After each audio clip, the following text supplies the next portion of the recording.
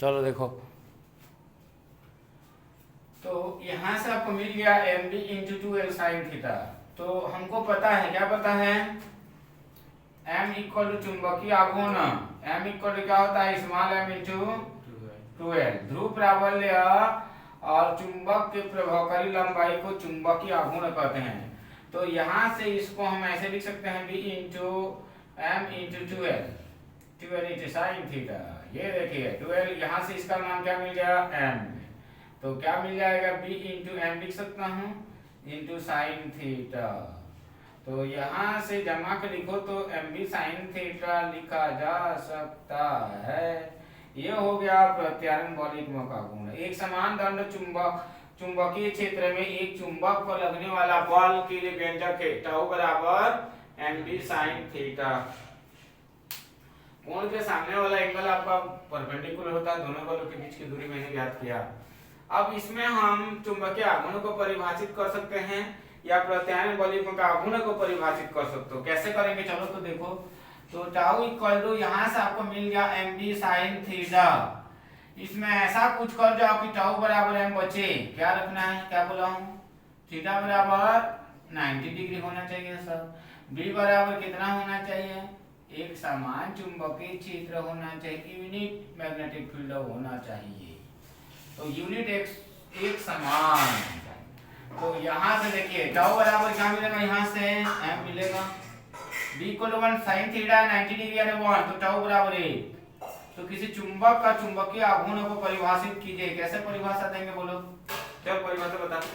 Tau equal to m, एक समान चुंबकीय क्षेत्र को परिभाषित करेंगे जब एक समान, मतलब एक चुंबक को एक चुंबकीय क्षेत्र के परस्पर लंबवत किसी चुंबक का चुंबकीय आघूर्ण उस प्रत्यानयन बलित्मक आघूर्ण के बराबर होता है जब एक चुंबक को एक समान चुंबकीय क्षेत्र के परस्पर लंबवत रखा जाता है। 90 डिग्री यानी क्या होता है, लंबवत। बहुत ही आसान परिभाषा।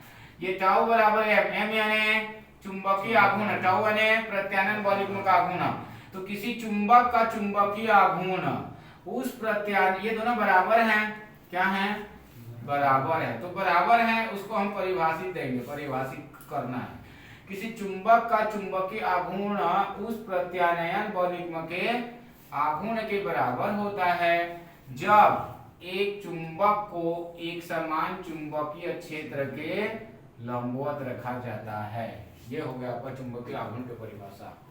किसी चुंबक का चुंबकीय आघूर्ण उस प्रत्यानयन बलित्मक आघूर्ण के बराबर होती है जब एक चुंबक को एक समान चुंबकीय क्षेत्र के परस्पर लंबवत रखा जाता है या लंबवत रखी जाती है। हो गया परिभाषा, बोलो परिभाषा बताओ तो। किसी चुंबक का चुंबकीय आघूर्ण उस प्रत्यानयन बलित्मक आघूर्ण के बराबर होता है जब एक चुंबक को एक समान चुंबकीय क्षेत्र के परस्पर लंबवत रखा जाता है। ठीक है, समझ में आया। इसके पश्चात में जो है आप लोग उसमें पढ़े हो, किसे पढ़े हो, अक्षीय और निरक्षीय स्थिति। उसके बाद में एक समान चुंबकीय क्षेत्र में स्थितिज ऊर्जा के लिए पढ़े हो और किए गए कार्य के लिए। ठीक है, तो टाउ बराबर हमारा formula M B sine theta, बोलना मत। अगला है एक दंड चुंबक को चुंबकीय क्षेत्र में घुमाने में किए गए कार्य के लिए व्यंजक, उसके बाद स्थितिज ऊर्जा के लिए व्यंजक। एक समान चुंबकीय क्षेत्र रखे चुंबक को, किसको, चुंबक को, इधर देखो ना एक शब्द जोड़ देता हूं, चुंबक को थीटा कोण से घुमाने में, थीटा कोण से घुमाने में किया गया कार्य के लिए। ये देखिए, तो हमको अच्छी तरह से पता है, क्या पता है, एक समान चुंबकीय क्षेत्र में अगर हम एक दंड चुंबक को रख देते हैं, ये भी आपका यूनिफॉर्म मैग्नेट है, इस पर एक दंड चुंबक इस प्रकार से रखा गया है, ये SN है, इस पर एक फोर्स लगता है MB, ठीक इसी प्रकार से इस पर एक फोर्स लगता है MB। थीटा एंगल के साथ हम कोण बनाते हुए रखते हैं। इस चुंबक का प्रभावकारी लंबाई क्या है, 2L है। ठीक है, तो इस पर आप स्टेटमेंट क्या लिखोगे, मान लीजिए NS एक दंड चुंबक है जिसकी प्रभावी लंबाई क्या है 12 है। क्या है 12 है। एक समान चुंबकीय क्षेत्र में थीटा कोण बनाते हुए रखा गया है। चुंबक का ध्रुव प्राबल्य स्मॉल m, चुंबकीय आघूर्ण कैपिटल M। तब उस चुंबक पर कार्य करने वाला प्रत्यानयन बल युग्म का आघूर्ण, इसके पहले बताया गया है प्रत्यानयन बल युग्म का आघूर्ण, प्रत्यानयन बल युग्म का आघूर्ण, बल युग्म का आघूर्ण हम जानते हैं। प्रत्यानयन बल युग्म का आघूर्ण टाउ बराबर क्या पढ़े हमने अभी, mb sin theta, MD master of business में MBA करो, ये होगा। चुंबक को थीटा कोण से अल्प कोण, ये देखिए चुंबक को अल्प कोण, बहुत ही अच्छा शब्द है, अल्प कोण d थीटा से घुमाने में किया गया कार्य क्या होगा, बोलो बोलो। अल्प कोण से घुमाना चाहते हैं तो कम कार्य करना पड़ेगा। d थीटा से घुमाने में किया गया कार्य,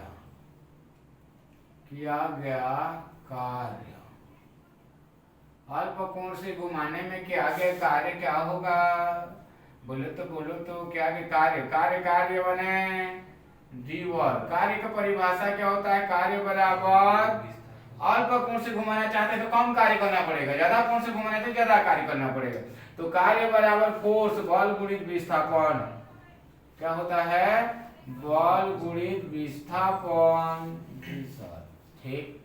तो डी वर्ग आया, यहाँ पर फोर्स क्या लगा टाउ इंटू विस्थापन कितना होता है उसका डी थीटा होता है, अल्प विस्थापन हुआ है, ठीक है। कितना विस्थापन हुआ है, अल्प विस्थापन। तो डी वर्ग इक्वल टू क्या मिलेगा आपको, इसको समीकरण क्रमांक 2 डाल देना, इक्वल टू क्या हो जाएगा, टाउ का मान यहाँ पुट करेंगे तो क्या आ गया mb sin theta into D theta, समीकरण क्रमांक 3।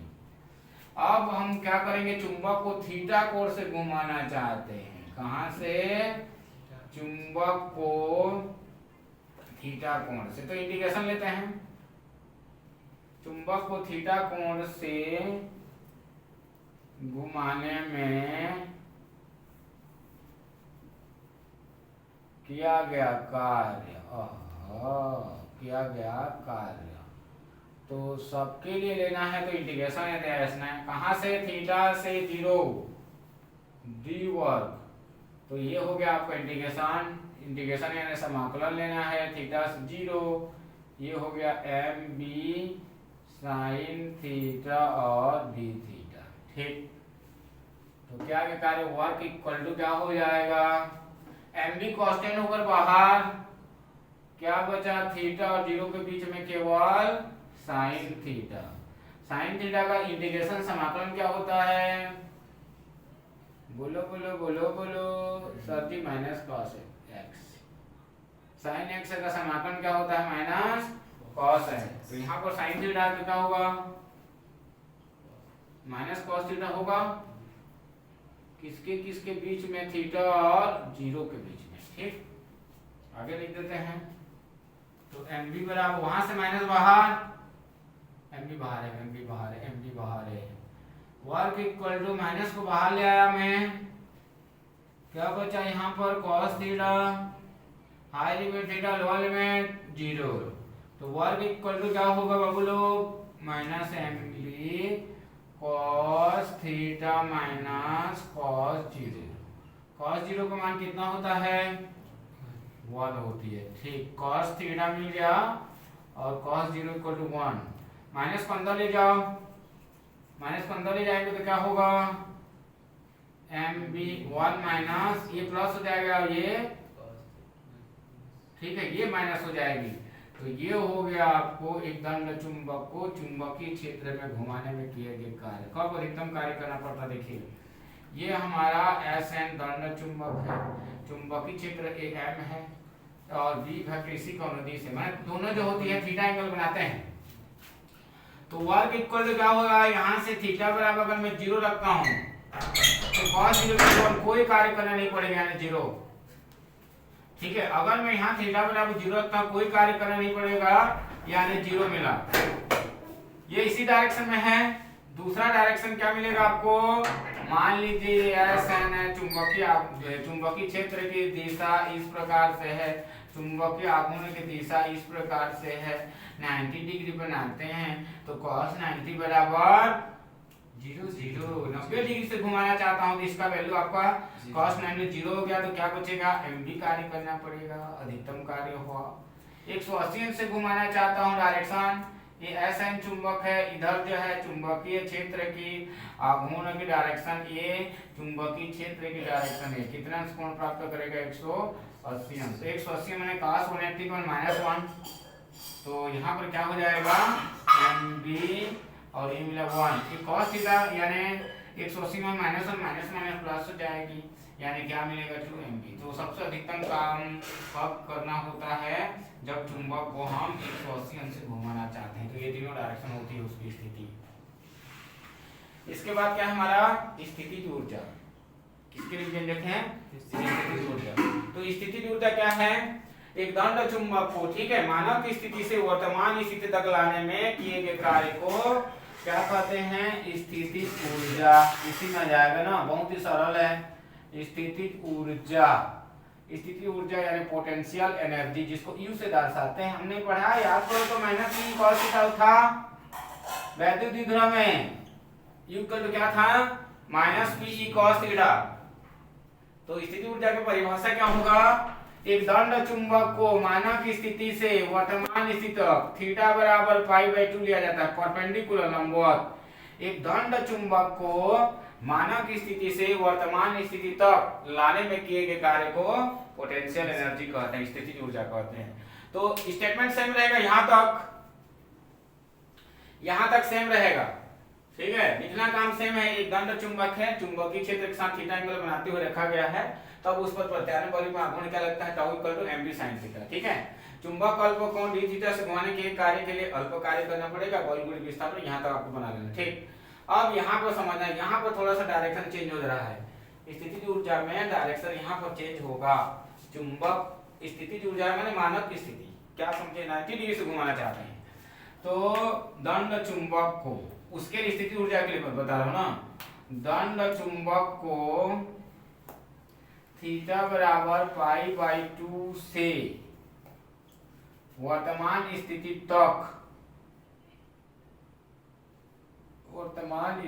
तक लाने में किया गया कार्य क्या होगा रे, ये देखिए इंटीग्रेशन लेना है, तो ये lower limit π/2 90 degree, high limit theta, क्या होगा, d वर्ग इक्वल टू कुछ नहीं करना है, high limit theta, lower limit π/2, 90 degree से वर्तमान स्थिति से π/2 से वर्तमान स्थिति थीटा तक लाने में क्या गया कार्य, इसका मान क्या होगा, MB। मानव की स्थिति π/2 उसी को स्थितिज ऊर्जा के रूप में संचित करता है। कोई भी कार्य, मान लीजिए हमने आवेश में पढ़ा है, एक वस्तु, इस पर कुछ आवेश नहीं है, पहला आवेश दिया, कुछ कार्य करना पड़ेगा, दूसरा आवेश दिया, इससे और अधिक कार्य करना पड़ेगा, क्योंकि उस पर एक आवेश पहले से मौजूद है, तीसरा आवेश दिया और कार्य करना पड़ेगा, चौथा आवेश दिया और कार्य करना पड़ेगा, पांचवा आवेश दिया और कार्य करना पड़ेगा। यह जो कार्य होता है उसमें विद्युत स्थितिज ऊर्जा के रूप में संचित होती है, उसी को हम कहते हैं स्थितिज ऊर्जा। तो वर्ग इक्वल टू क्या मिल जाएगी, समाकलन आना चाहिए, MB cos, मैथ्स वाले होते तो आता, MB cos नंबर बाहर, sin थीटा का समाकलन भी बताया मैं, क्या होता है, -cos थीटा, माइनस को बाहर लाया, हाई लिमिट क्या है हमारा, थीटा, लोअर लिमिट कितना है, π/2, आगे बढ़ो, वर्ग इक्वल टू क्या मिल जाएगा, -MB, यहां से मिल गया cos theta minus cos π/2, cos 90 बराबर,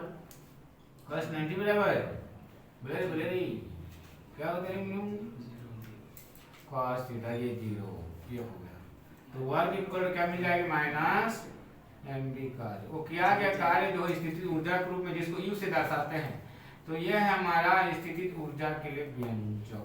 हमको अधिकतम स्थितिज ऊर्जा कब कार्य करना पड़ता है, ऐसा एक दंड चुंबक है, 3 डायरेक्शन होगा, ये चुंबकीय क्षेत्र की दिशा, चुंबकीय आघूर्ण उसी का अनुदिश है, इसी का अनुदिश है, तो कितना कोण प्राप्त करेंगे, 0 1, तो 0 1 से यानी cos 0 यानी 1, कितना कार्य करना पड़ेगा -90। अगर 90 रखूंगा तो cos 90 बराबर 0, कुछ कार्य करना नहीं पड़ेगा 0। अगर 180 रखूंगा तो 180 बराबर 180 बराबर ये वाला डायरेक्शन है, ये चुंबकीय दिशा और ये आपका इन दोनों के बीच के एंगल 180। तो 180 माने तो माइनस माने प्लस है ना, अधिकतम कार्य करना पड़ेगा 180 दिशा। ये इसका तीनों डायरेक्शन है। ये हो गया तुम्हारा तीनों कंडीशन, ठीक है। उसके बाद में एक दंड चुंबक को अगर हमें चुंबकीय क्षेत्र में रखते हैं, क्या में रखते हैं, चुंबकीय क्षेत्र में रखते हैं, दोलन काल के लिए है और एक तो परिनालिका के लिए है। तो दोनों को